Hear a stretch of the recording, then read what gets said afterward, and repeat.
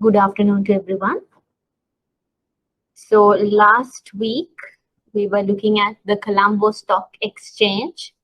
In particularly, we looked at how the Colombo Stock Exchange is structured, what kind of entity they are, what is their main function, and we also went through who is their regulator. We have Securities and Exchange Commission of Sri Lanka overlooking the Colombo Stock Exchange. Remember, we only have one stock exchange in Sri Lanka, given the size of the market. So the CSC is the nucleus of the entire capital market of when it comes to Sri Lanka.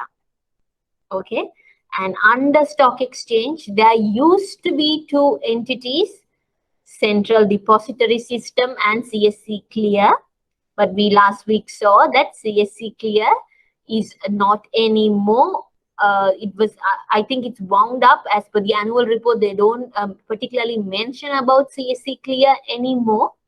They only emphasize about the Central Depository System, which is a subsidiary of the Colombo Stock Exchange, which looks at the post-trade settlement or the post-trade depository services of the stock exchange.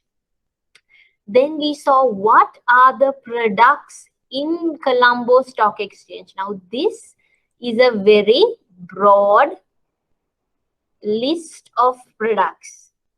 It has products that CSC currently has, and it also has certain products that the Colombo Stock Exchange is planning to roll out in the future. So we have LKR denominated equity shares at the moment. We have warrants, close-ended funds, and corporate debt. If you remember our last week lecture in detail, I told you the last introduced product was in 1977.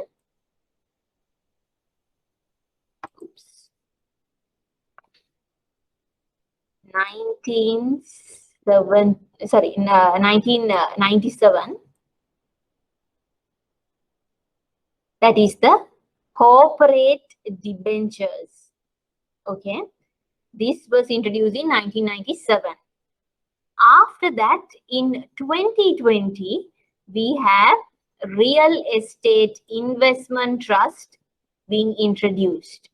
So after 23 years, we have a product being introduced in our capital market.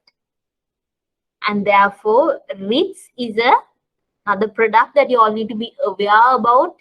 Better to know what kind of a product that is, under what format is it being introduced to our capital market, what are the benefits that the product will bring to the public, are some areas that they could actually test. Okay. So this was the announcement back in 2019 that they made. And then these were few of the points about the product. Remember, in Sri Lanka, real estate investment trust is introduced as a subcategory of unit trust. Similar to the unit trust format, the REITs are structured here. Okay, we saw why they are doing it, what was the necessity of introducing such a product. Remember, even though it is new to Sri Lanka, it's introduced only last year. I told you this product was first introduced by US in 1960. Okay, so it has come to our market nearly 60 years later. Okay. So REITs, when it comes to Sri Lanka, we are only allowed to operate listed REITs. Any kind of real estate investment trust cannot be held as a private entity. It has to be listed in the stock exchange so that it is monitored by our Securities and Exchange Commission. Then we saw the benefits of investing in a REIT. when that product comes into the market, what are the benefits that the investors will receive by having another new product to invest in. Okay, and then these are the listing regulations when it comes to real estate investment trust. I want you to understand why they have these regulations in place.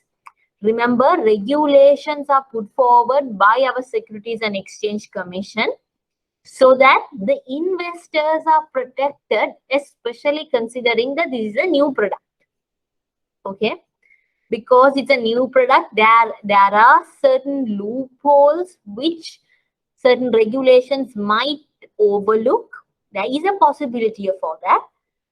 If there's such a possibility arises, what happens? Investors will lose their money. Eventually, that hits the investor confidence in the market. So, as a regulator, it's something that any regulator would not want to do. So, whenever a new product is launched, there are certain guidelines. When there is a real estate investment trust coming in to be listed in the Colombo Stock Exchange, it has to have these requirements to be fulfilled so that the investors know, look here, it's a stronger investment trust that is being listed in the market. That's their motive. Okay. And today we are going to look at the main boards of our Colombo Stock Exchange and what are their listing requirements.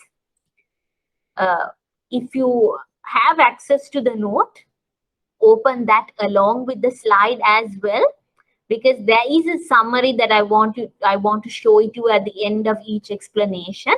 So if you have access to that, open that as well. Okay.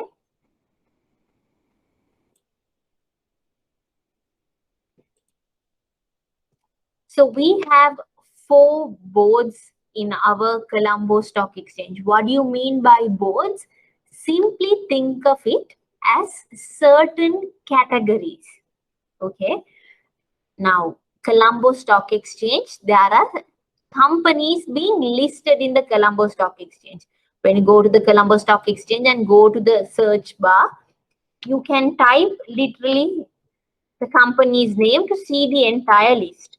Or you could go to the listed entities, go to the listed company directory, where you have access to the entire listing category.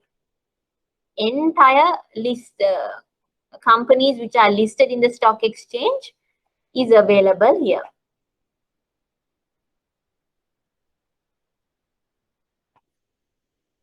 Okay, why is this taking time? So ideally when you refresh, you get the entire list of the listed entities. But remember, not all entities are of the same size. Okay. So pooling them all in one doesn't make sense.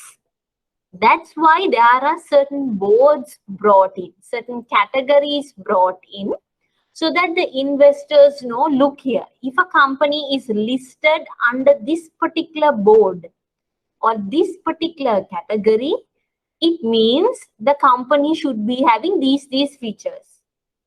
If the company is bought under another set of another board, then it has a different set of characteristics or a feature. Okay. Now, earlier, we only had 2 main boards in our Colombo Stock Exchange. We had the main board, okay, and then we had the Diri Savi board. Now, I'm going to explain you the nature of these 2 boards, okay, and then we will see how they have come up with the listing requirements to match that particular feature or to match that particular category or group of companies. Okay. Why I'm trying to explain you each listed requirement rather than just reading it out for you is because if you go through your past papers, this is one of the MCQ, 2 marks, still a big deal for you. Okay. So when you go through the listing requirements, which are jumbled up in an MCQ, asking you to choose what listing requirement is a requirement coming under main board. If you know what kind of a company comes under main board, it's very easy for you to recognize the listing eligibility requirements. Okay. So when it comes to main board, read the name. It means it's one of the prominent categories in our Colombo Stock Exchange. Okay. So under this main board, what Colombo Stock Exchange looks to categorize is established companies. Companies who are strong, who are well established in the market and in the industry. Okay. Think of it as very strong entities, both on equity side and even on the profitability side. Okay. Something like a John Keel's Holdings. When you say the name, you know, okay, this particular company is a very strong entity. Okay. Now, when you go to the other board that we had earlier, Diri Savi board, just as what the name says, it's a Diri Savi board. It's looking to support certain entities. Okay.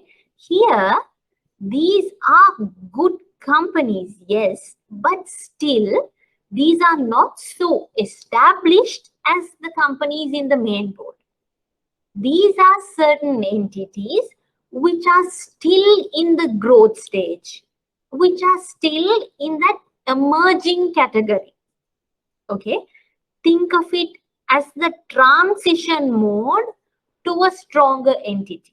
Okay, they're just one step below that stronger entity level. Okay, they're still growing. They come under this Diri Savi board. Okay.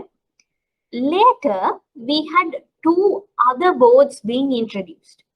We had the multi-currency board being introduced, and we have another board named Empower board. So currently in our stock exchange, you have 4 listing boards. Okay. Main board, Diri Savi board, multi-currency board, and the Empower board. Now, multi-currency board, it should ring a bell for you. Why?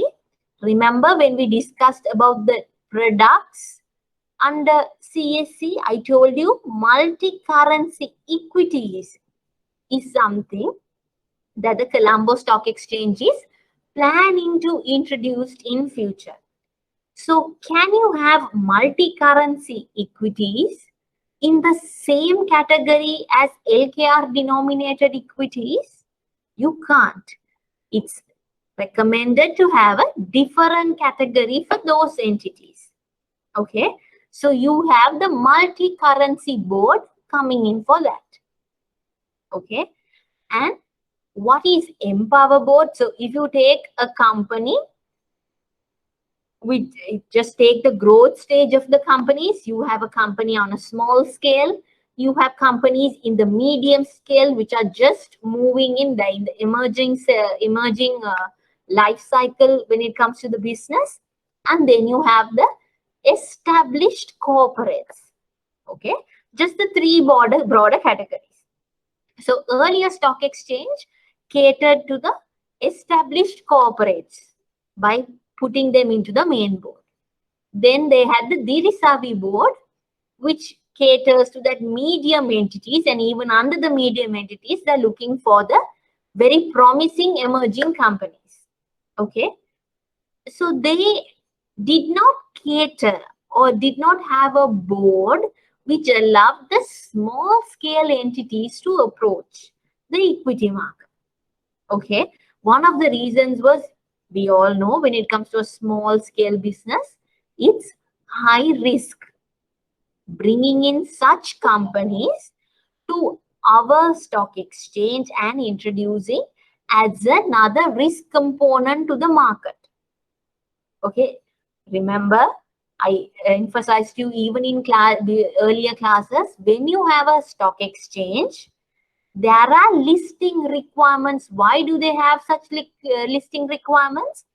To ensure that good companies are listed in the Colombo Stock Exchange. Why? If they allow every company to come in and get listed, there are certain companies who are not governed well, who is not performing well, where the investors could be misled and invest. And when they lose out their money, they lose the entire trust on the market. They lose the trust on that exchange itself. Okay, so that's why they have certain standards. Look here, if you want to get listed, be a part of this, you need to at least have these requirements. Okay, so Empower Board is a new addition because earlier the small scale entities were not addressed or not catered for. So under this Empower Board, now we have the SMEs across the country who are given access to the capital market so that they can approach and get the required funding. But what you need to know is when you go through the Empower Board listing requirements, you will see, considering the risk component that comes with these companies, there are several eligibility requirements. Okay, we will go through one by one to see how the exchange is trying to allow SMEs at the same time manage the risk that they bring in as well. Okay, so I hope you understood the broader categories of the four. What are they mainly catering for? Okay, so you need to have that understanding before we move to the eligibility requirements. Okay.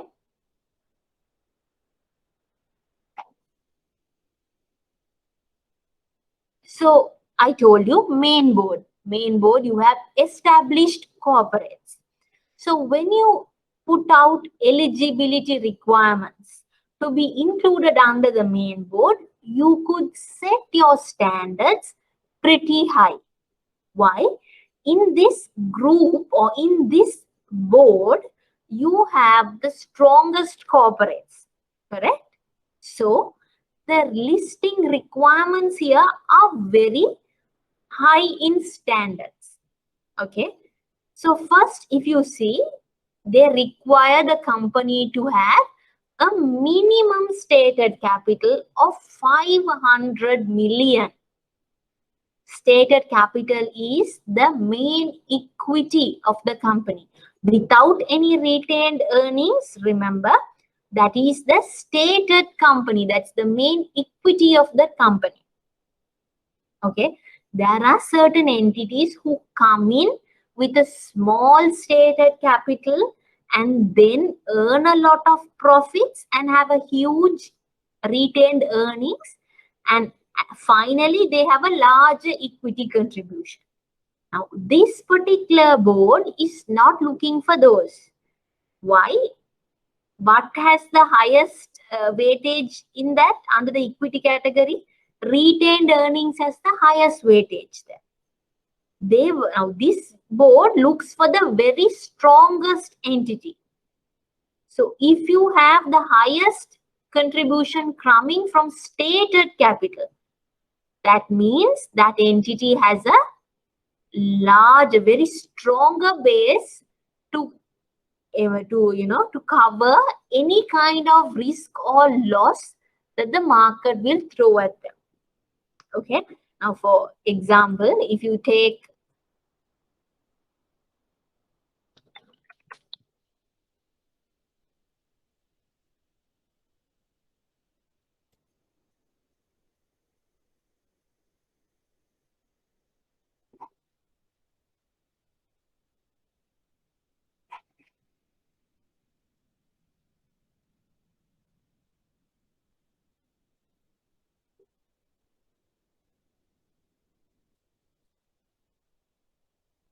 here you can see these are in thousands. Okay.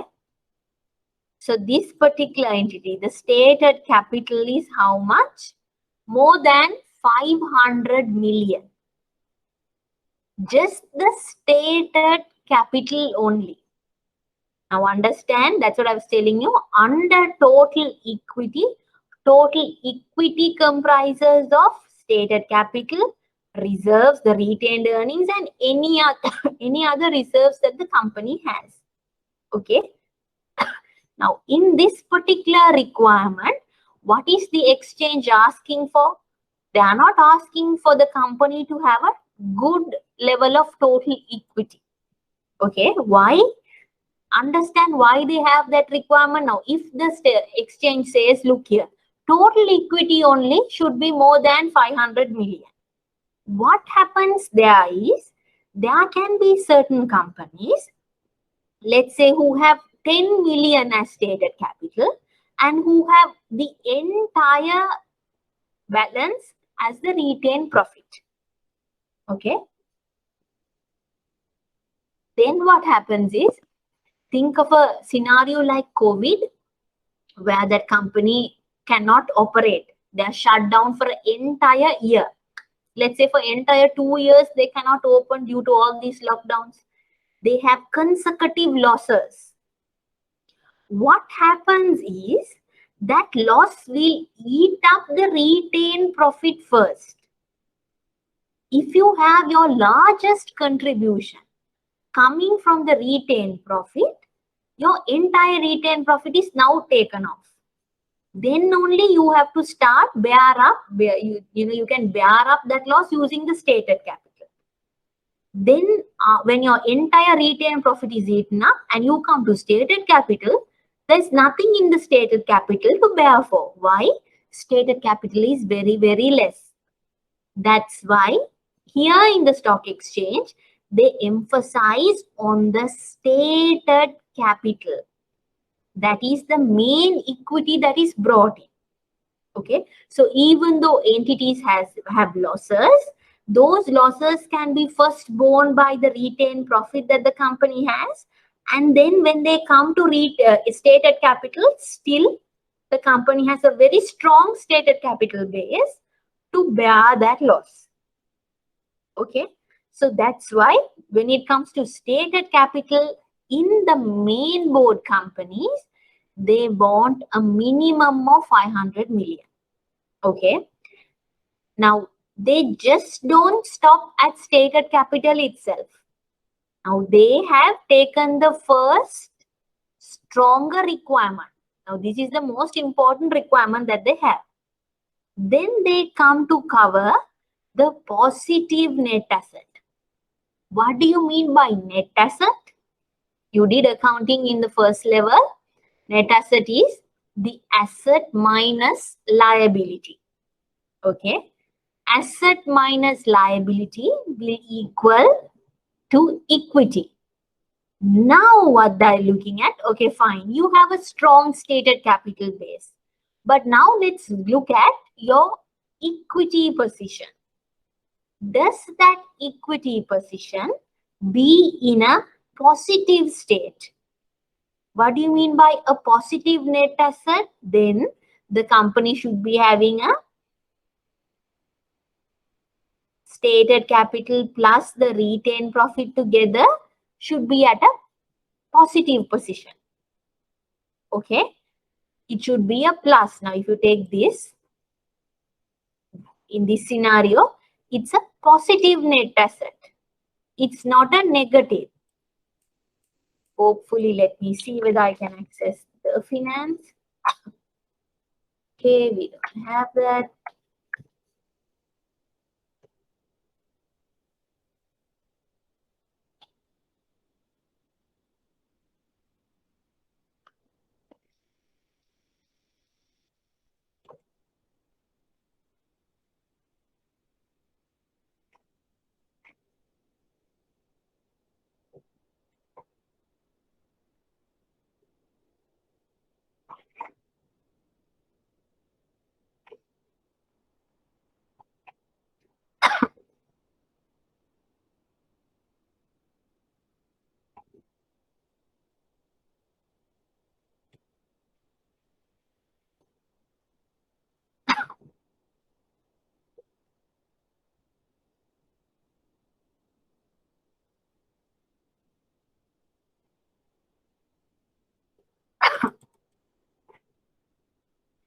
Can you see negative net assets here?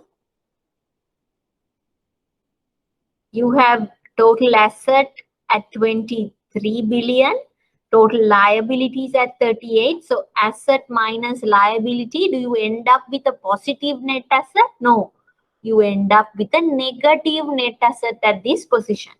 Do you see that? Okay. So stock exchange has considered those requirements. First, set the stated capital requirement. Look here, stated capital has to be strong. Now they look at the total equity.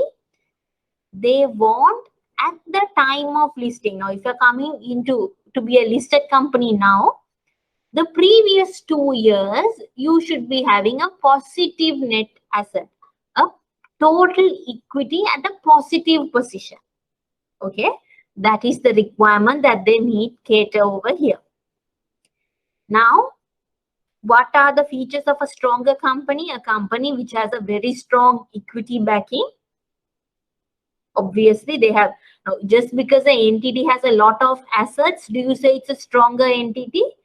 The total assets can be 99% through debt, only 1% through equity. So does that mean that entity is strong? No, that's why you look at the funding angle.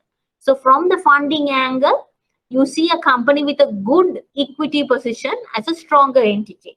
Okay, so just the equity alone, is it sufficient? That equity has to keep improving, remember? So for that equity to be continuously improving, stated capital is strong, there is a positive net asset. Now we are going to see whether is this company a profitable entity. So if it's a profit-making entity only, we know, look here, this positive net asset has a propensity to continue in the future. Okay, so when it comes to the net profit, they're looking at the last 3 years, the entity should be having a net profit. It can be a high, first year a very high net profit, second year low net profit, third year a massive net profit. Okay, it can fluctuate, but it cannot be a loss. Okay, 3 consecutive years just before it comes into the listing, or just before they apply for listing in the stock exchange. If they're coming in today, they need to have 2020, 2019 and 2018 at a good net profit. Okay, that is the third requirement. So you can see by looking at this, these standards are pretty high. Now, can you expect this in a SME company to have 500 million stated capital? Could you have a company which is just in the emerging categories, now only is growing up?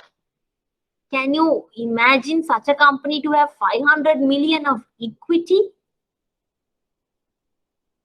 They will have a good profitability growth, yes, but will they have such a stated capital requirement?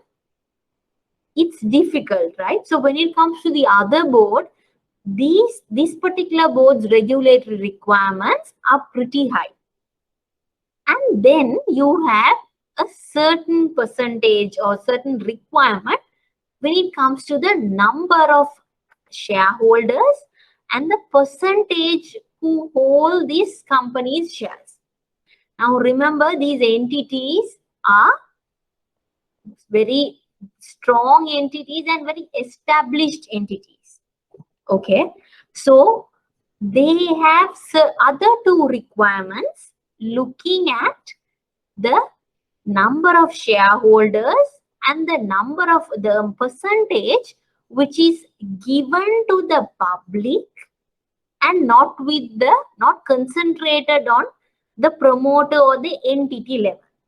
Okay, so for a company, when they get listed under the main board, they require for that company to have a minimum public holding of 20%. Okay, which means when that entity is going to be listed in the stock exchange, at least 20% of their equity should be with the general public, not concentrated at the promoter level. Now, there are certain entities which are violating this, but the stock exchange has given them a bit more time because it was a recent addition that they bought in. Now, if you see this with your past paper MCQs, you will not see this percentage value, 20%. This reduction was something that they bought in somewhere around 2019 or 2018 latter end. They reduced the minimum public holding requirement. Okay, so now it's at 20%. At least 20% of the general public should be holding the shares of this company. And then again, now you have 20% holding the public shareholding. Okay, but you have another requirement looking into the number of shareholders. There should be at least 500 shareholders for such a company to be categorized under a main board. Do you see how large that entity should be to meet these criteria? Okay, so remember, when it comes to the holding of the equity, minimum public should have 20% and the number of shareholders should be minimum 500 shareholders. Okay, so that is the main board eligibility requirement. Now we have the Dirisavi board. Now again, remember, Dirisavi board has companies which are in the emerging category. They are now only improving. Okay, so you can't have such high standards, but you can't have very low standards as well. Okay, so now here you can see again, stock exchange is covering the same areas. Okay, they want the first protection to come from the stated capital. So they have a regulatory requirement there. They're saying stated capital should be at least this level. Earlier for main board, they said minimum 500 million. Okay, it cannot be less than 500 million, should be above. For Dirisavi board, minimum 100 million stated capital. If you don't have 100 million stated capital, that means no, you're not. It's not safe to include such an entity in our stock exchange. Okay, so minimum stated capital is considered for such a company to be listed under Dirisavi board is 100 million. Okay, that is, now they have covered the stated capital. Next, you saw under main board, what did they cover? The positive net asset, which means the total equity. Okay, now main board, what did they say? Look here, at least for the last 2 years, you should be having a positive total equity.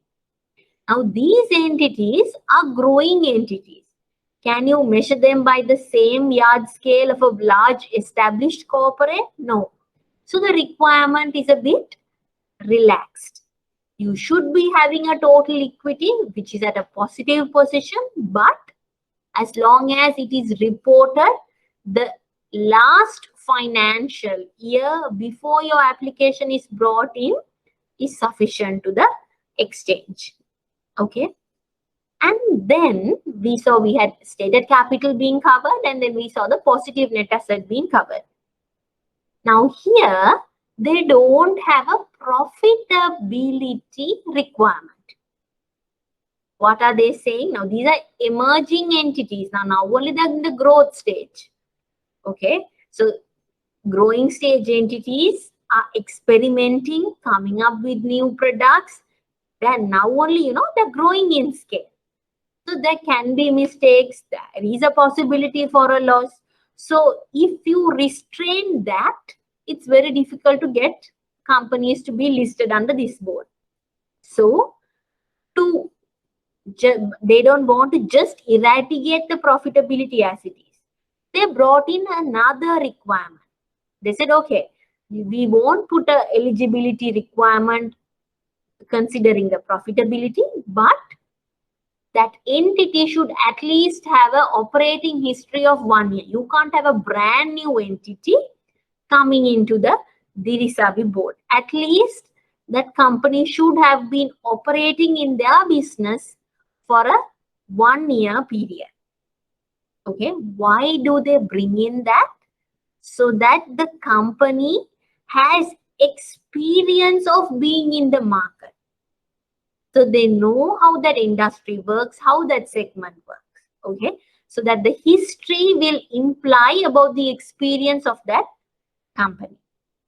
Then apart from the three, you have again very similar to the main board, you have a requirement for the public holding as a percentage, and you have the number of shareholders. You can't have the same percentages as a main board. Here it's a bit more relaxed. You have a minimum public holding of 10% and the minimum number of shareholders at 200 shareholders. Okay. Now under this, I have put a note here for you. If any entity, okay, after they are listed, if they do not comply with this requirement of 10% and 200 in a Dirisavi board, 20% and 500 shareholders on the main board, they get categorized to the board called second board. Now, this second board is not a board to get listed. Okay. You will see another board called watch list categories or a default board. Okay. These are categories that the market will monitor. If the market knows, oh my God, that company is now under a default category, is under a second board category, they know this company is listed under main board, correct? But they have not complied with this requirement. Therefore, they have been put to the second board. Okay. So remember, if the entities don't meet the minimum public requirements, then they get categorized to the second board. Okay. Then we have the multi-currency board coming. Now, before you go to the multi-currency board, let me cover the Empower board as well. So we cover it in one stretch. Okay. So this is a new listing platform that the stock exchange brought in. Again, I told you they're looking for SMEs to enter to the market and get the funds they require for their expansions. Okay. But I told you how risky this category is. This pool of companies are pretty risky. Why? These are still small scale industries, small scale companies. They might not have a good operating history. They might not be having good profits. They are very new. They're very new, learning their basics only. Now we saw medium and the growing scale companies who are experimenting. Now, these entities, the small scale entities, are now only stepping into the market. Okay, they are now only knowing what is the customer requirement. That's now only learning the ABCDs. Okay, so that's pretty high risk segment.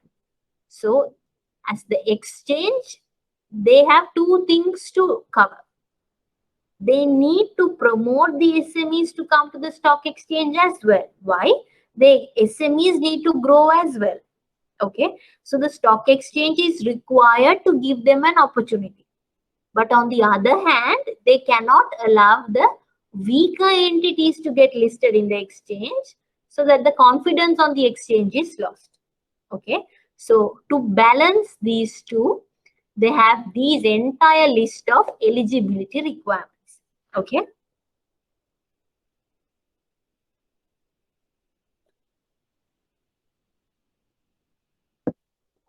So now here also you have stated capital being covered first. Okay. But look how they are going to cover the stated capital requirements. They say at the time of listing, when you're being listed in the Colombo Stock Exchange, the stated capital of this SME should be minimum 25 million, but cannot be more than 200 million. Now, why do they have these requirements? You can see 25, 200. When it comes to SME, you cannot just have a minimum cap. Okay, you just can't have a minimum cap, then any entity will get eligible for this. Okay, because if you say minimum 25 million, the corporate entity is also available for this. The Dirisavi will also be entitled for it. No. Okay. So for this, you have minimum 25 and then you have a ceiling also brought in at 200 million at the time of listing. Okay. And then they have another requirement coupled with this. They say if your listing strategy, okay, if your listing strategy is an initial public offering, you're going for IPO, public offering and collecting the funds, then the stated capital at least has to be minimum 10 million. Okay, so here you can see the exchanges, what are they trying to do? They are bringing in a SME, which is quite as now. If you say a SME has 25 million equity, it's one of, even under the SME, it's someone who has a lot of background to put in that 25 million as equity, practically speaking. Okay. So they are even under the SME, someone with a stronger backing being included in the stock exchange. Now that leaves out certain SMEs who don't even have that 25 million, which is unfair. Okay. So they have another requirement to cover such entities. They say, look here, in the event if you are going for a public offering, then the entity can only have 10 million equity. Okay. Just with 10 million equity, if you are going for a public offering, you are allowed to be categorized or included on the Empower board. Okay. So here you have entities who don't have so much as 25, but minimum of 10 million if you have, and you should be going for a public offering. You can't have the other two listing requirements. Okay. You can't have the other two listing methods. Okay. It should be a public offer that you go for. Okay. In that event, then just with a stated capital of 10 million, you're allowed. So there you have stated capital being covered for. Next, what does the exchange look for? They look for the net asset. We know, does the exchange want negative net asset? No ways. They always want the net asset to be positive. Now, net asset to be positive, can you say for all 3 years, all 2 years? Okay. You know, these are very small entities. Okay. Therefore, they only say just the financial year before you submit your application. Okay. Positive net asset is something very, very important to the exchange. Okay. Now, if you see the main board requirement, it says 2 years. Okay. 2 years. Dirisavi board is just the last financial year. Now, ideally, what should be the case for Empower board? Empower board is companies who are not even established as Dirisavi. So this might be hard. So they might actually could have considered to remove this positive net asset. But remember, positive net asset is something that is very required or needed by the exchange. Why? It is the equity that you're talking about. And this is the equity market. If there is an entity coming to the stock exchange with a negative equity, that itself is completely wrong. Okay. So you cannot omit this negative, this net asset requirement. You can't say, okay, now here for Dirisavi one last financial year, Empower board has companies who are very, very small. So let's remove this requirement. Let's not at all look at that. You can't say that. You have to address it because your focus is on equity here. Okay, that's why it has at least the same requirement as the Dirisavi board coming in here. They have to have a positive net asset in the financial year just before they apply for application. Okay. Now, again, we have stated capital being addressed. We have the positive net assets being addressed. Ideally, what should be addressed next? The profitability. Why? You look at the stated capital, you look at the total equity, then you look at in the future years, this equity has to grow. How will this equity grow when the company is profitable?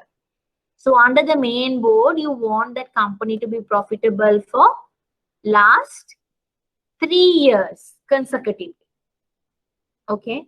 When it comes to Dirisavi board, we said, okay, you can't have such a profitability requirement for these companies, very emerging companies. So let's remove that and have a requirement to test their experience. How have they survived in this market? To check that, let's still put a minimum of 1 year for them. Okay. Now to the Empower board, can you remove the operating history as well? You already brought down the stated capital for them on a very drastic level. Okay. Now, if you remove the operating history requirement, it's going to be more risky. So to cover that, they have addressed the operating history, but they have mentioned, look here, you are a SME, high risk segment. Okay. You can't just one day wake up and say, okay, I'm going to put up an SME. I got in 10 million. I have 10 million with me. The first year, I have 10 million, few assets. Using the 10 million, I bought a few assets, no liability. Then positive net asset. Okay. The very first year. Next year itself, I'm coming to the stock exchange to get listed. Okay. I haven't done any business. Just in that 1 year, I bought a few assets. Okay. What happens when they borrow the money from the investors and start doing the business? The promoters, the owners might not know how to do the business. The money will be wasted. So to eradicate that, they had to cover operating history. Okay. But what did they say? Look here, operating history at least need to be 2 years now. For Dirisavi, we allowed 1 year. Why? The stated capital was very huge, minimum of 100. Okay. But here, you can't have such a operating history of 1. We at least need you to operate for 2 years so that you know who your customers are. We know that the customers actually want your product. We know that you can survive in the market. To know that the operating history they need for at least 2 years. Okay. That is one. Now they don't stop at that level. Other boards, they had stated capital being covered, positive and net assets to being covered, and operating history to be covered. Then they had the minimum public shareholding and the number of shareholders. Now, can you have that here? No. Because this is a board which you do not know whether the shareholders like to invest, what will happen. It's a very uncertain to put a requirement in those 2 positions. Okay. So CSE had ignored that. Instead of those 2, they have 3 other requirements coming in. One is they say, okay, your net asset is good, total equity is, your stated capital is good, your total equity is good, it's a positive net asset, you have been operating for 2 years, good. Now we look at your total asset. Your total asset position should be at a maximum of 600 million. Why are they curtailing the asset position at 600 million? Now here you can see stated capital is maxed at 200. Total asset is maxed at 600. Why? So that the entity doesn't have too much of borrowing to that company. Okay. It doesn't have too much of borrowing being burdened here. So there you have total asset capped at 600. It can be 600 or below at the time of you submitting your listing application. That is one. Then you have the audited financials. Okay. Why do you look at the audited financials? All the numbers are great. But if the auditor feels that there is an issue with this company, then there is something materially wrong here. Okay. So they have included a requirement here. Now remember, what is the exchange thinking? They're looking for ways to reduce the risk of these categories. Okay. So they want the audited financial statements or the audit opinion that comes with those financial statements for the last financial year, just before you apply for your application. Okay. It should be a qualified opinion. It should be a clean opinion.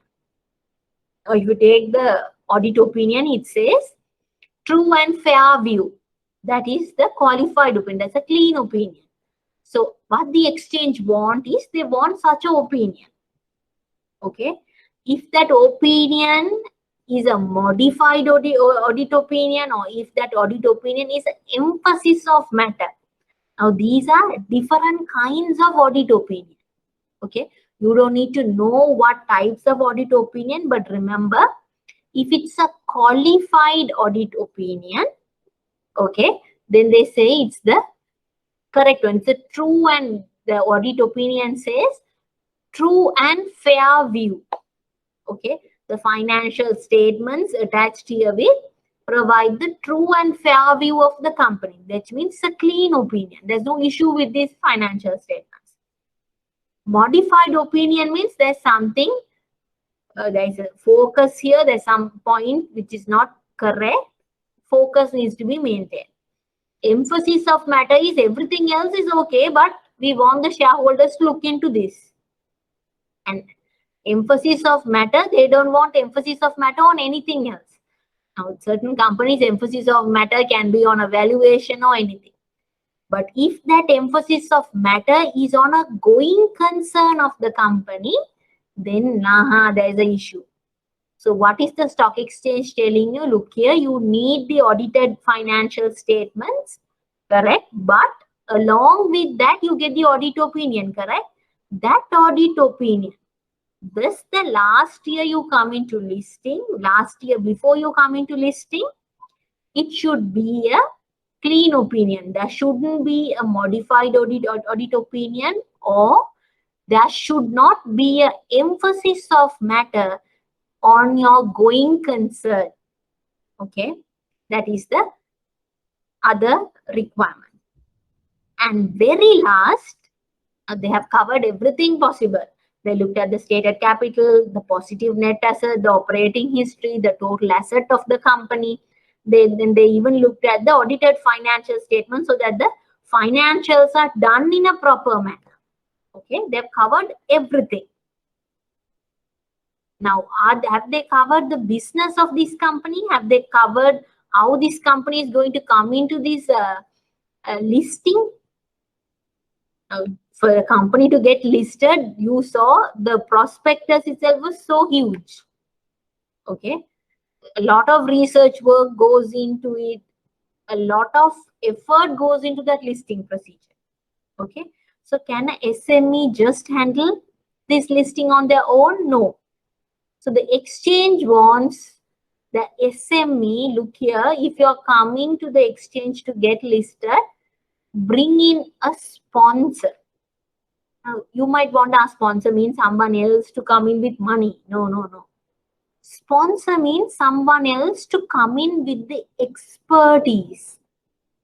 someone else to guide this company. Look here, you're a SME. If you're coming to the stock exchange, your business might have to develop like this, then only the investors will like it. After you get listed, you might have to do things in a certain way. Okay, so to provide that guidance, exchange wants the SME's application to list come along with a sponsor. It can't come with any sponsor they want. That should be a sponsor approved by the Colombo Stock Exchange. Okay.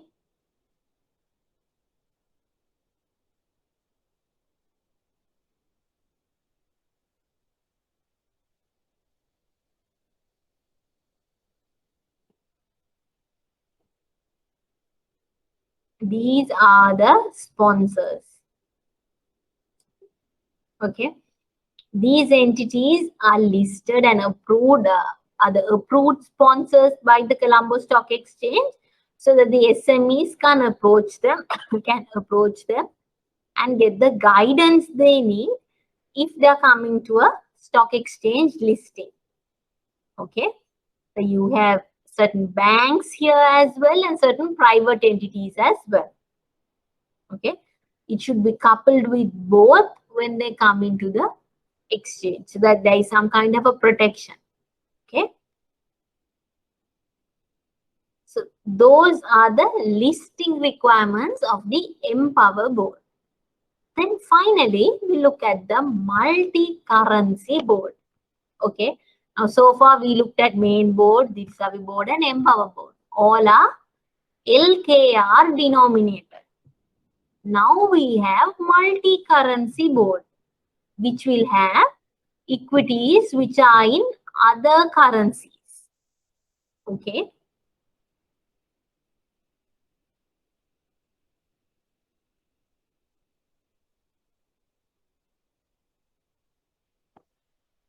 Now, can you have a local company be listed under the multi-currency board?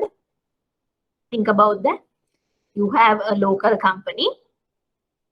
That local company is trying to list under multi-currency board. Can you allow that?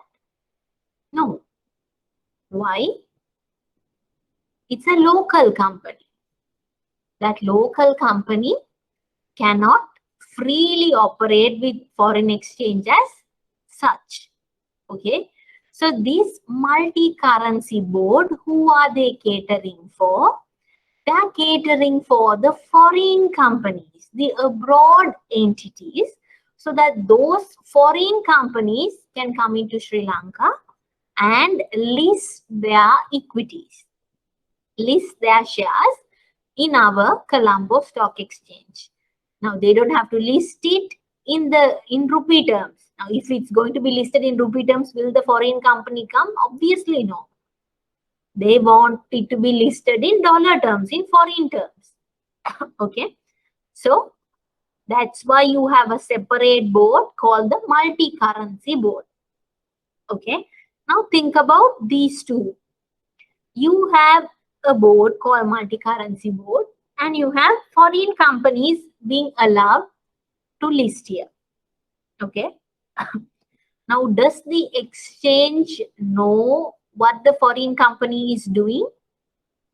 Can they monitor the foreign company as such and control the foreign company? Relatively, the ability to control is fairly less. Okay. So, they have taken a measure. What have they taken? Now, if they allow a brand new, just incorporated entity, okay, that entity was incorporated just today, okay. Now, today only that foreign company is incorporated, let's say in some other foreign country. Okay. And they wait for the March end for the quarter year to finish. And the next year they're coming to stock exchange and saying, look here, we want to list our shares in your market. Will you allow? Okay. Now that is a high risk. Why is it high risk? That entity is fairly new. Okay. And our local exchange regulation is unable to control that entity because that entity is actually located in a foreign country. Okay. So the exchange brought in a requirement which says, look here, any company to get listed under the multi-currency board has to be a foreign company. Yes.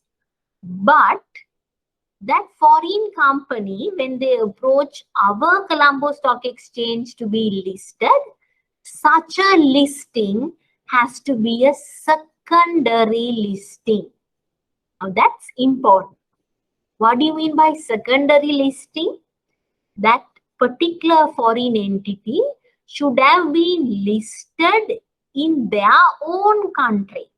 In their own country of incorporation first, and then they should come here to get incorporated to get listed under Colombo Stock Exchange.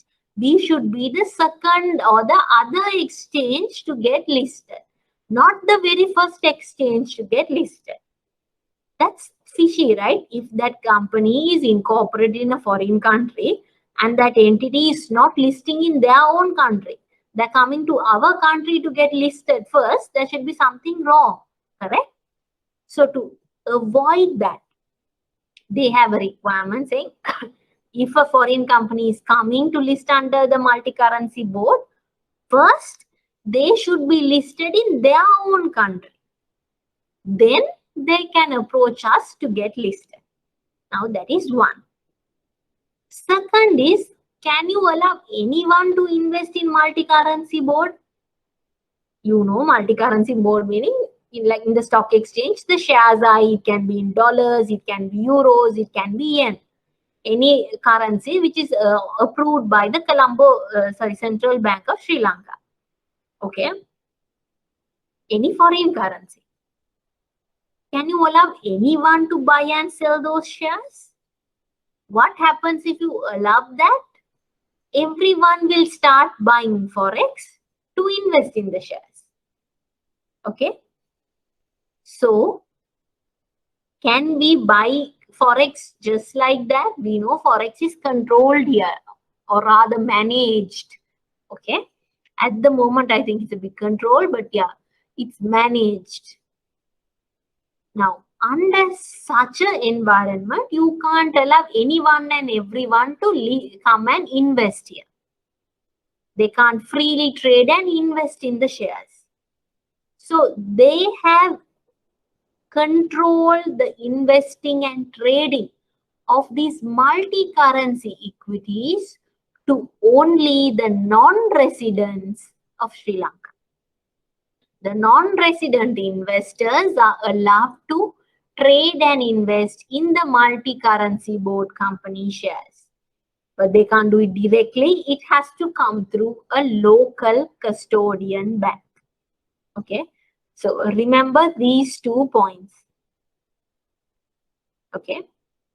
Now we go to the eligibility requirements to a multi-currency board. Now understand the thinking that goes here. Okay. What are they trying to do? This is a foreign company coming to Sri Lanka to get listed for the second time as a second listing or other list.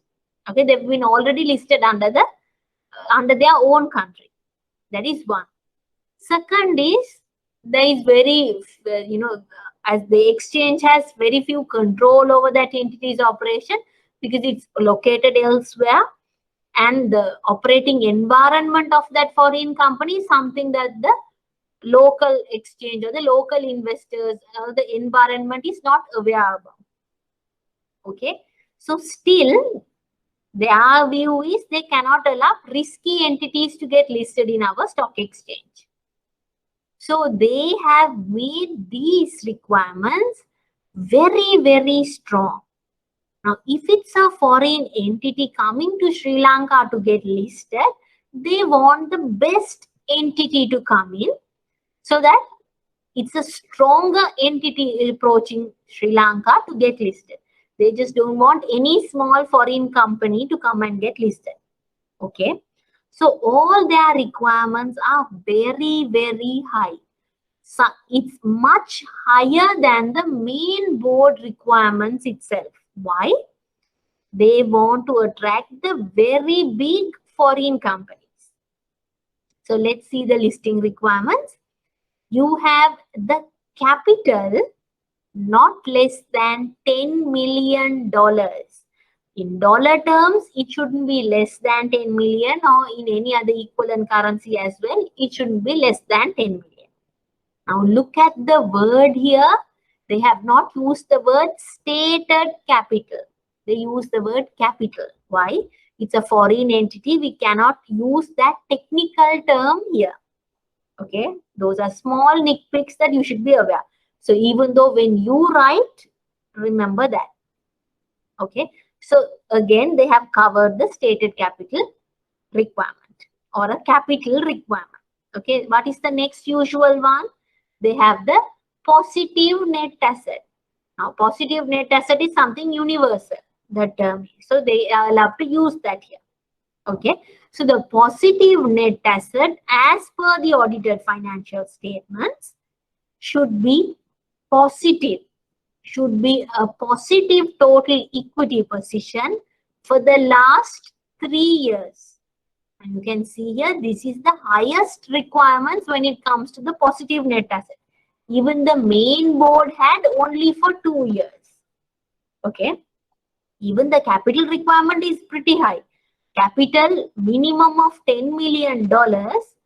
Earlier, even if you take 185 rupees for a dollar as the exchange rate, which was earlier, not at the moment, still it's above 1.5 billion rupees. 1.5 billion rupees as the capital of that company itself. It's very huge, that entity should be. Okay. So after you cover capital and the positive net asset, we look at the net profit. Can you say, no, let's ignore the net profit, should be a very emerging company? No. We are looking into the stronger foreign company. So definitely there should be a net profit requirement. Here the net profit requirement is similar to the main board. You have the 3 consecutive years the company should be profit making. So that you know that this entity is strong enough, they know what they are doing in the market. Okay. Finally, you have another requirement here which says the last 3 years audited financial statements, not just the one, the last 3 years audited financial statements should not have a modified audit opinion or the emphasis of matter on a going concern. Why do they have this? So that there is a protection or some kind of a safety know-how that we know this entity is operating correctly. At least the financial operations, the financial recording, accounting procedures are done in a correct manner. So that propensity or possibility of a fraud, of a collapse is minimum. Remember, it's a foreign company which the entity or which the exchange sometimes has no control or no awareness about that. Okay, so better to set the standard high so that the best entity comes in and you are protected that the entity is operating well and their financial reporting is something that you can count on. Okay, so those are the eligibility requirement when it comes to the multi-currency board. Let me see. Okay, no doubts. Now, after looking at all this, I want you to go to your note. Okay, if you go to your note, I have done the job for you where I have done a summary. All the listing requirements in just one sheet. Not one sheet literally, but in one overview for you. Okay. Now, why have I done this for you? Because you will understand, or it's easier for you to know the listing requirements.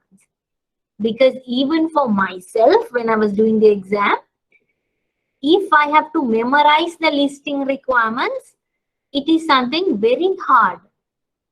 Why? Just without you knowing why they have that requirement, when you just memorize, it's going to be very challenging for you. When just even one number goes here and there, you get lost. So better to know the understanding, the thinking behind that. So at least you can reason it out and go for the correct answer. Okay. Now, looking at these listing requirements, you can see for the exchanges in the equity market. So equity is something very important for the exchange. They cannot compromise that.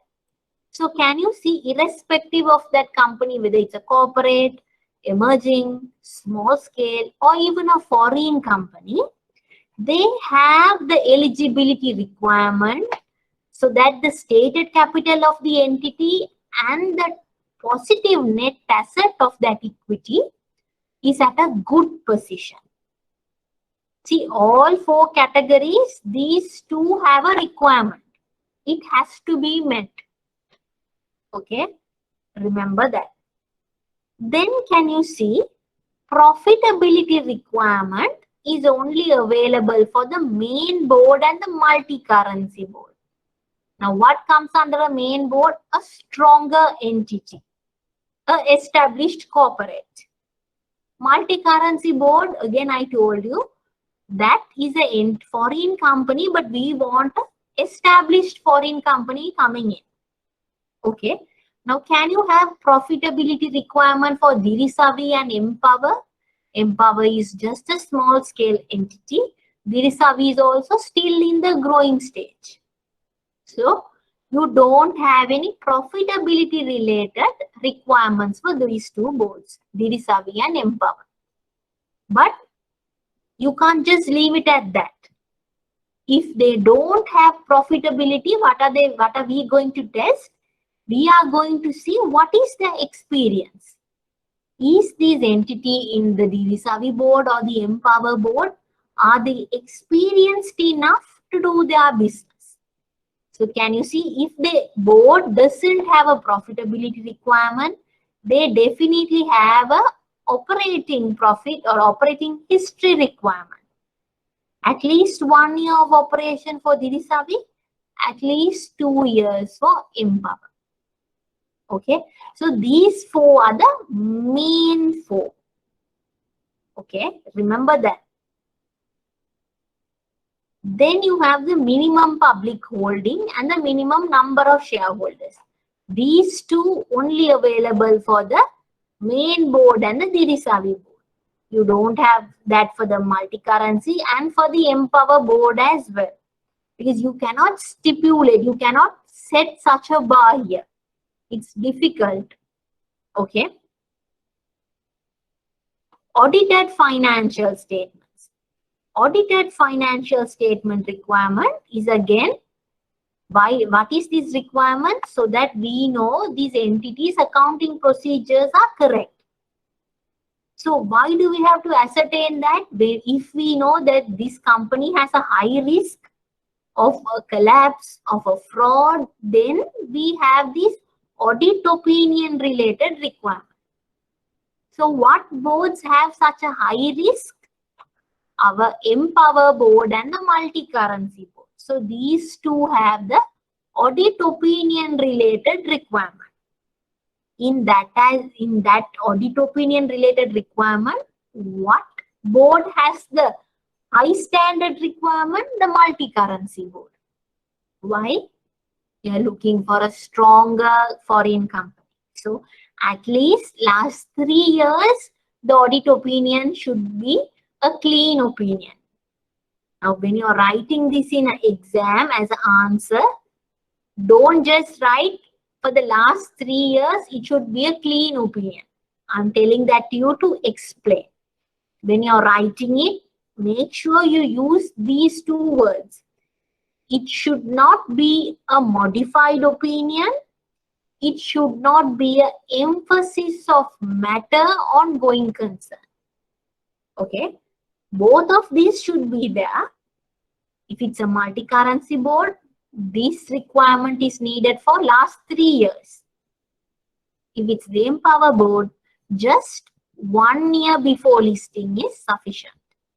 Okay, and then you have the total asset requirement. Total asset requirement coming in for the Empower board. Why? It's still very risky, so you have additional requirements coming in, and the requirement for a sponsor. Okay, now when it comes to Diri Savi board, you have another requirement if it's an introduction as well. Okay, this is just put in here for you for your knowledge. If they are going in for introduction, so that the introduction is done in this particular position, this particular structure. Okay, it's not a main requirement as such. Okay, so I hope you understood when you put in certain companies to be listed under these board, what kind of a requirement that those entities should have. Okay, then we have debt listing. Now you have equity listing covered. Does that mean only equity is allowed in our Colombo Stock Exchange? No. You also have debt listing in our exchange, correct? So we have requirements for that as well. Can you allow any kind of company to issue debt? No. That entity should be having a high credit worthiness. If that entity doesn't have a good credit worthiness, the entity will be defaulting on the debt or the debt commitment. All right. So under debt listing, you have 2 categories. If the listing entity, the entity who's coming in to issue the debenture is a government entity, there is one set of listing requirements. If the listing entity who's coming with the debenture is a company, then you have another set of listing requirements.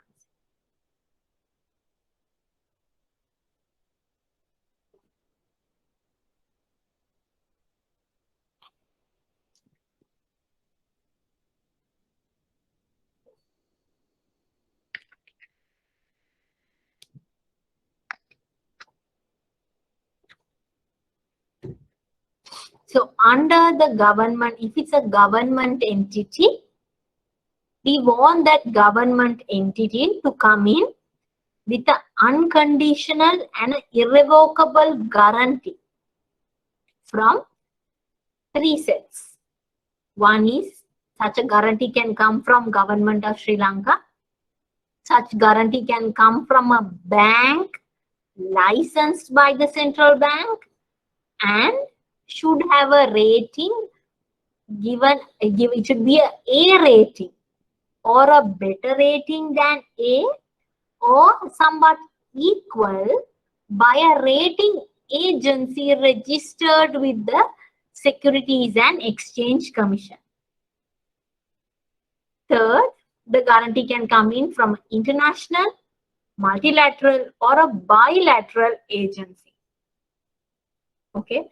Now this guarantee, that imagine a government entity coming in to issue debentures. Let's say something like water board is coming in. Okay. If they are coming in, imagine their debenture should come in with a guarantee. Look here, water board wants some money. If you give the money, there is a guarantee. Look here, even if water board doesn't pay, they will pay. There is a guarantee of repayment for you. Okay. Now that guarantee that you're getting on this debenture or the debt issue should be unconditional and irrevocable. Now these two are different. What do you mean by unconditional? There should not be a condition to honor the guarantee. There shouldn't be a condition saying, look here, if only this happens, we will pay. if only this happens, we will pay. No, it should be an unconditional guarantee. Okay. Second is it should be irrevocable. Let's say that debenture is a 5-year debenture and there is a guarantee given out, but in the middle of 3rd year, the guarantor, the one who gave the guarantee, is revoking. They say, no, we don't want to give the guarantee. This entity looks a bit weak, so we want to recall our guarantee. No, they cannot do that. That's why they're asking for irrevocable guarantee. Why? Because the investors have already put in their money for 5 years. So they want the guarantee in place for the 5 years as well. Okay. So the guarantee that you get should be unconditional and irrevocable. Again, let's look at who can give that guarantee. If it's a public corporation or a government entity. So obviously, the government of Sri Lanka can give the guarantee. Okay. If the government of Sri Lanka doesn't give the guarantee, then a bank licensed by the central bank. Okay. It should be a bank licensed by the CBSL. But can any bank give the guarantee? No. That particular bank should have an A rating or above. It shouldn't be having BBB, shouldn't be having BBB plus. No. It should be A rating or above. Now, can that A rating come from any rating agency? As per the regulation, Securities and Exchange Commission, registered rating agencies should be the one who's giving out this A rating. Okay. So, government. Second, you have bank, but not any bank. That particular bank has to fulfill 3 sub-requirements. It should be licensed by central bank. It should be having an A rating or a better rating by a rating agency registered with the Securities and Exchange Commission. Okay. So we have government of Sri Lanka, bank with those 3 requirements, and then you have the agencies. What should be the agencies? It can be an international agency, a multilateral agency, or a bilateral agency. Okay. But that particular agency should give such a guarantee, unconditional and irrevocable guarantee. Okay. Now, when they give this guarantee, these 3 entities give this guarantee, do they guarantee only on the capital, only on the interest, or both? The requirement is they should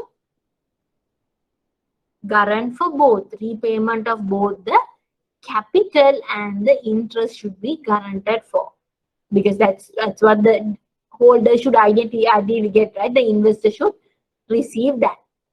Okay, that is one requirement. Or now one is they can get the guarantee from these 3 entities. Now let's say Water Board doesn't get the guarantee at all. What is the other option the Water Board has? They can go for their debt issue, and if their debt issue, not the corporation, if the debt issue can get a investment grade rating by the rating agency, then also the debt issue is allowed to get listed. What is the investment grade listing? BBB or above. Remember, we discussed that earlier as well. Any grading or any rating, BBB and above, they're allowed to get listed. Okay. So you have the 2 eligibility criteria sets. One is they have the option to go for a guarantee. If they are going for a guarantee, the 3 entities can give: government, bank, multilateral, any agency, international, multilateral, or bilateral. If it's a bank licensed by CBSL, A rating or better by a rating agency registered with the CSE. Now next week when we go to the Securities and Exchange Commission lesson, we will learn that as well. Okay. Let's say they can't get the guarantee. then the debt security that they are going to issue or the debt instrument that they are going to issue should have a credit rating. And that credit rating should be an investment grade credit rating, which means BBB and above. And that also should come in from a rating agency registered with the SEC. Now, this is for the government entity or a public corporation. Okay. Now, what if it's a company? Company, again, it's a private entity. Can you have such a flexibility as a government entity for a private company? No. Now here, if you see the government entity requirements, everything is all. If you can't do that, then you do this, or you can do this. There is no and condition. They don't say you get the guarantee and the rating. Okay. Everything is all. Why? It's a government entity, it's a public corporation. They consider the default rate to be low. Now this is a private entity, it's a company. Here, if they want their debt security or the debt issue or the instrument to get listed, then there should be a credit rating. If you take the government entity situation, you can see here, it's not a must to get this credit rating for the debt issue. If the public corporation is unable to get the guarantee, then they have to go for the credit rating. Okay. If they are able to get the credit rating, no need of the guarantee. If they get the guarantee, no need of the credit rating. Okay. But for a company, you need to have a credit rating. Mandatory rating is required. And look here, for a public corporation, what did they say? Investment grade rating is sufficient for us. BBB and above. But for a company, it's a bit more tougher. They're saying, okay, we need a mandatory rating, but it has to be one level above the investment grade. Which means, let's say there is a debt instrument with BBB. Okay, BBB credit rating. If that is issued by the government entity, it is allowed to get listed. But if that is of a company, no. It has to be one notch above the investment grade. So, has to be minimum BBB plus. Okay. In addition to this credit rating, if the company feels so that they are able to market the debt issue better, then they can come in with an unconditional and an irrevocable guarantee by the other two entities. Now, we have 3 entities when it comes to public corporation. But for a company, only 2 entities. Why? Will the government of Sri Lanka come and guarantee for a private company? No. So, the same guarantee requirement applies to a company. But if the company feels on their own discretion, they can approach for a guarantee. Okay. And that guarantee comes from 2 entities. A bank which meets those 3 sub-requirements, and any agency which is international, bilateral or multilateral. Okay. And then you have the minimum tenor. Then now, this is a capital market. No? Colombo Stock Exchange is a capital market. Can you have a debenture with 1 year listing to come here? No. So, the minimum tenor for a debenture to get listed has to be 2 years. You can't have carry, no, you can't have 1.5 as tenor. No. So, it has to be minimum of 2 years tenor so that the debenture is listed in our exchange. Okay, and then you have the par value guideline and the minimum subscription guideline, just for your awareness. Okay. Then you have this default board that we discussed earlier. Default board is another category, but remember, it's not a listing board. We only have 4 listing boards. What is a default board? It's another category where if the entity is in violation of a CSC rule or is not complying with the listing rule, then that company is categorized or is transferred to the default board. Now, how our stock exchange works is, when you approach the exchange to get listed, you have those requirements. Okay. Now, let's say you comply with all those requirements, you are listed in the stock exchange. Does that mean after that you have no regulations to comply? No. After that, you have a set of rules to comply as well. You call them continuous listing rules. Even after you get listed, for you to remain as a listed entity, you need to abide by those regulations. Okay. In case you violate them, you are not in compliance to them, then those shares are transferred to the default board. Now, what are these kind of possible violations is, they don't submit the annual report on time. They don't put in their interim statements on time. These are the two common violations that you frequently see. If the entity doesn't do that properly, then you're transferred to the default board. Okay. Now, how it works is, if that entity has been in the default board for more than 1 year, then the exchange is required. They have the right to put out a press release after they consult with the Securities and Exchange Commission, so that they could publicly tell the people, look here, this is the violation that they made. Okay. Even if within 1 month they don't rectify that violation, okay, they can make the public aware about such a violation. Okay.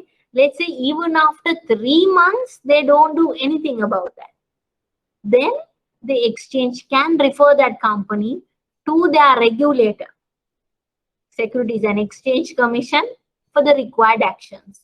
Look here, this entity has not been complying with this requirement for so long. Please take the necessary measures. Okay. So that is a default board. It's like a watch list category. It's like the high risk. Look here, they're not complying to the SEC requirements. Such a category is the default board. Okay. And then we have the price indices in the Colombo Stock Exchange. I told you we have two price indices. We have the All Share Price Index, and then we have the S&P Sri Lanka 20. Now, All Share Price Index, just as the name says, covers all the shares listed in our stock exchange. Okay, it's one of the broadest and the longest index in our stock market at the moment. I think it's coming from 1995, if I'm correct. Okay.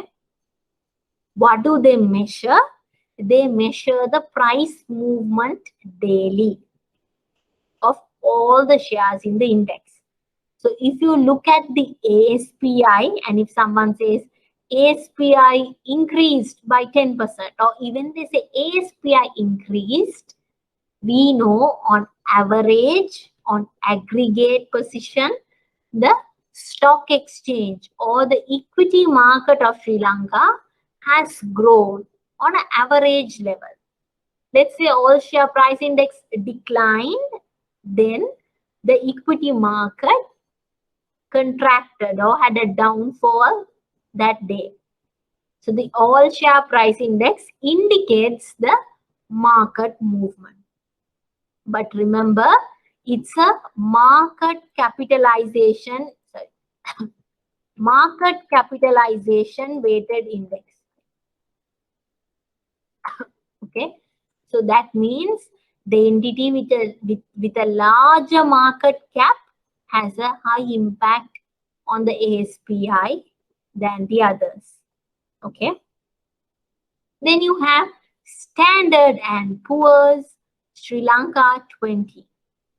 Okay, S&P Sri Lanka 20, which means here they cover only 20 entities. Now, when they say they are only going to cover 20 entities, there should be certain requirements to identify that 20 entities. Correct? You can't have only one set of 20 companies forever. Correct? So, you have some requirements to select that 20, and you can't have that 20 forever, which means you need to assess the eligibility very often as well.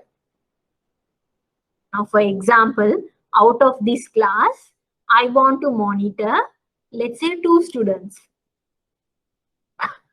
2 best performing students. Okay, so I will have certain requirements. I will say one who attends the class daily, one who does the writes the notes, or ask me the most questions. Okay, those 2 are the requirements. Now, if I select 2 students today, can I hold that student for the entire session? No. Next month, someone else might be more active. So I need to reassess next month as well. That's what I'm telling you. Okay. If they say 20, there should be certain requirements for the 20, and those requirements should be again and again assessed as well.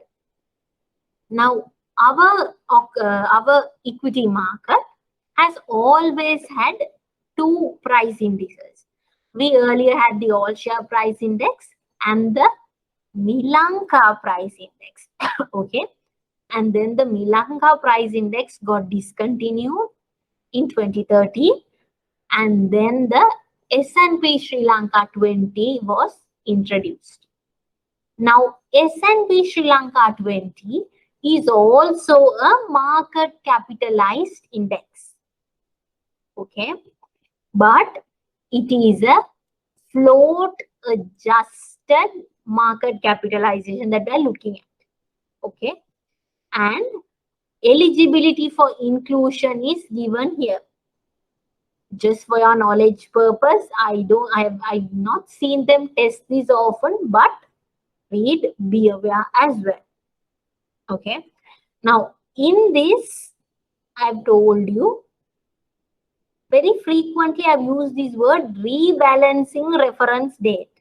Rebalancing reference date. Rebalancing reference date. What do you mean by this? Rebalancing reference date.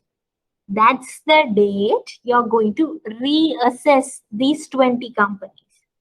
Let's say today I have these 20 companies with listed. Okay, when am I going to reassess and see, is this 20 the correct 20 to get included? Should I remove anyone? Should I include anyone? That date is called the rebalancing reference date. Now, what I want you to write on the side of this is, currently, the rebalancing reference is done every 6 months. Ideally, it happens in June and then in December every year. Okay. Now, if you see, this is in December 2019. So, December 2019, when they rebalanced or had the reference date on that particular date, when they reassess the eligibility, these 3 companies were removed from the 20. These 3 shares were included to the 20. So these 3 companies were included to the 20. Okay. And then they give the complete 20 companies who are eligible. Now, I want you to again understand here, there are 20 companies, not 20 shares. Even I made that error just a while ago. Remember, it's 20 companies. It includes the 20 largest companies by the market cap. Okay. Now, when you have 20 companies, you might say, then 20 companies meaning 20 shares. No. Certain companies have voting share and non-voting share. Okay. So even though 3 companies are included, share-wise, there are 4 shares included. Okay, so remember, number of companies is what they include and exclude. Now this is 2019 December. This is 2020 June. You can see these 6 companies were excluded. These 6 companies were included. Then again, this is December 2020. These 7 companies were excluded. These 7 companies were included. So they frequently assess this. Okay. How frequent is that? Every 6 months, June and December. Okay. Then you have certain index called the total return index. Now, all share price index, what did it tell us? It told us the price movement in our equity market, the overall equity market. What did the S&P SL20 tell us? They told us how is the price movement of the most traded stock, the largest and the most liquid stock is included here. And if you see these criteria, look at, it says minimum market cap should be 500 million. Daily value it's traded should be this particular amount.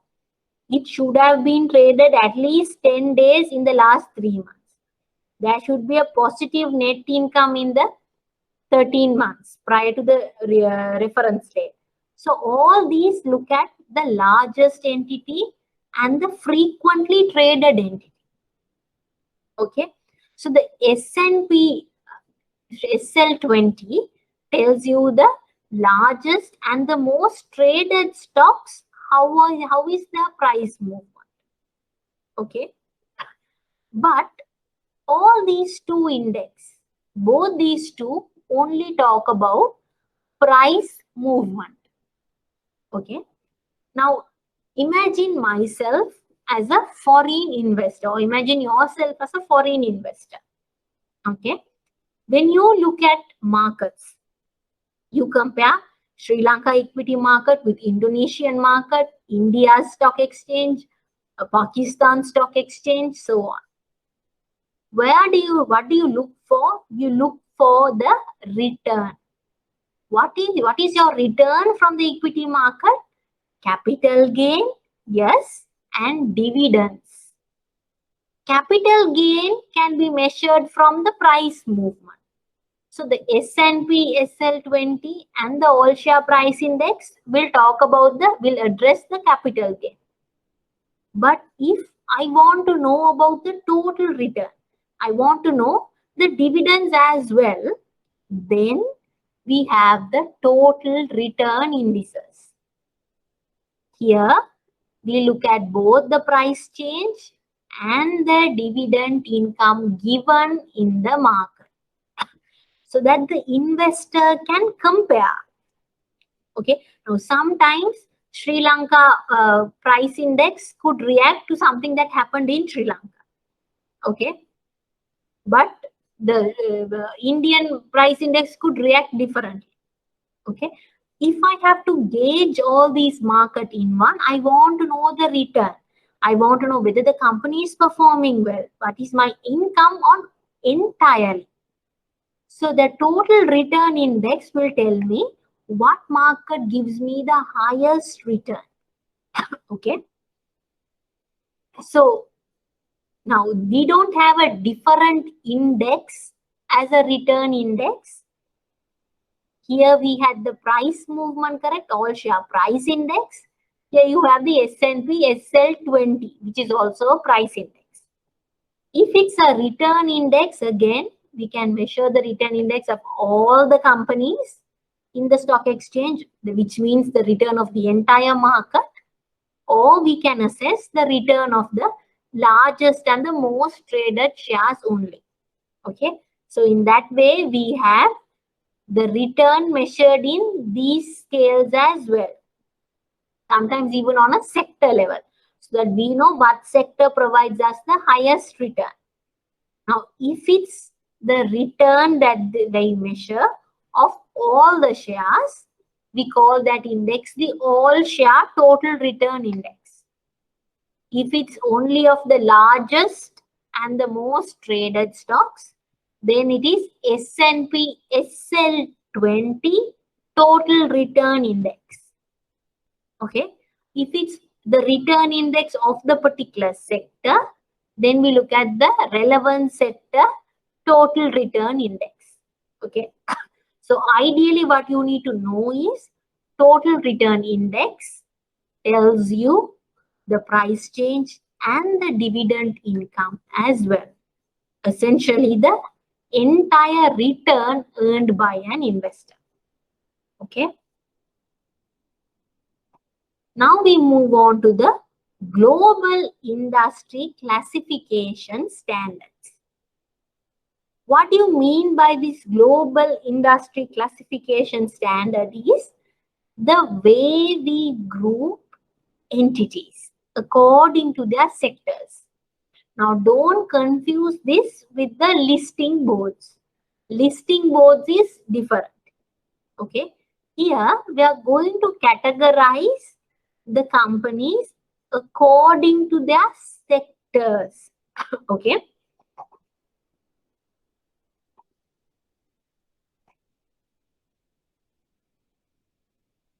Now this was the sector classification earlier. All the listed entities in our stock exchange, if they fall into this particular sector, they are categorized according in their particular sector in this particular way. If it's a bank here, if it's an insurance company again here, if it's a finance company also again here. If it's a construction company, they fall into the construction and engineering sector. Okay.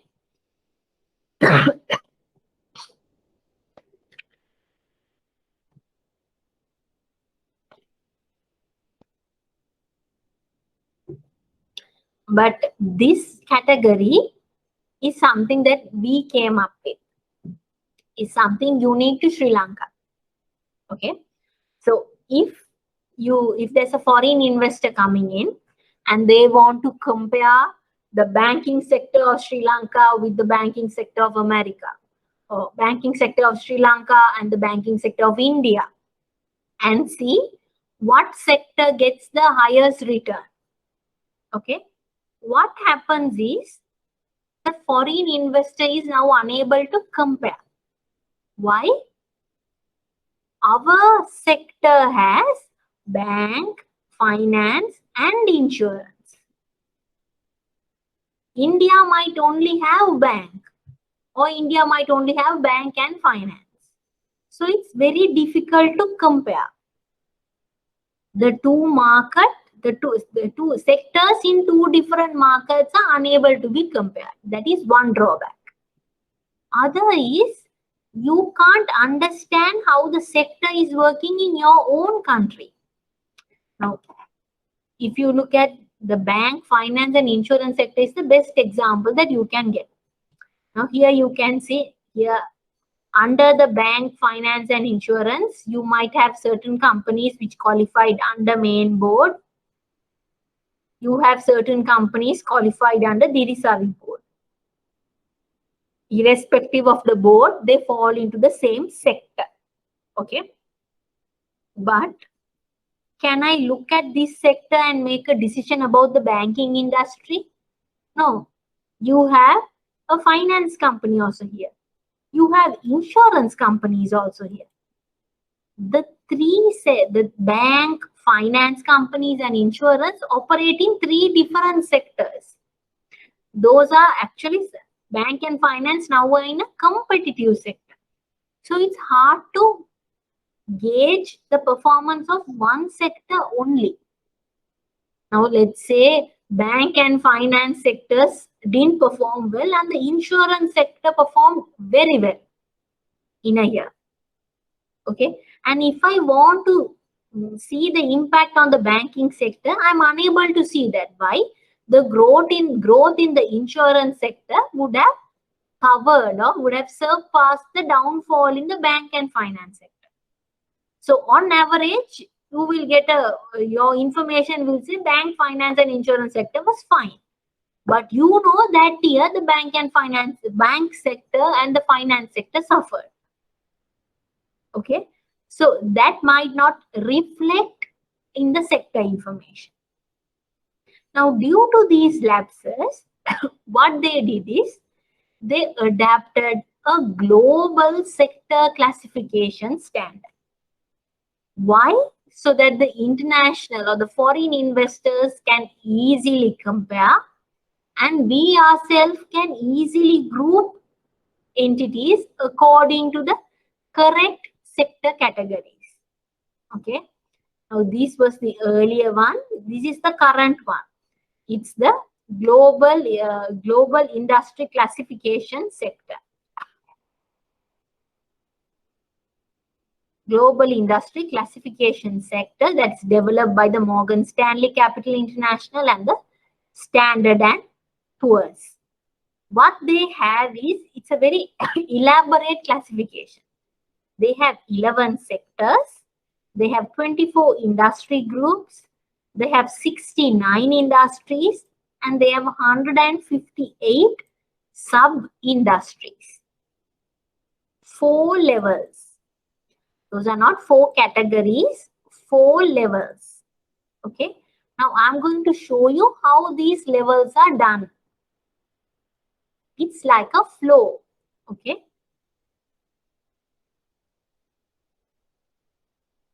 Now, do you see here?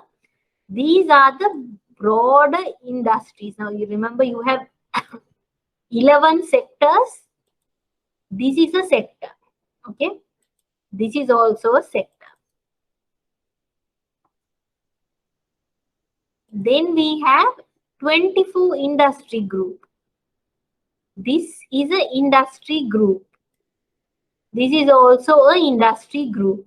Now, if you take here, this is a sector. This has 2 industry groups.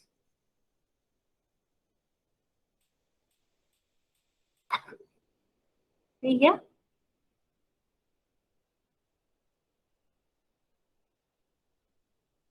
Two industry groups.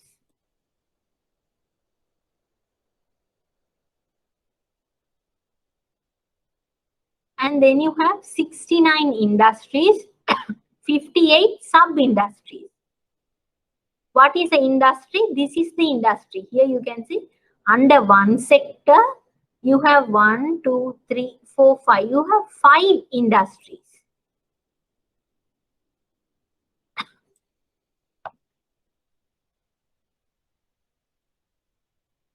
And see the number of sub-industries that fall under that. So it's like a flow.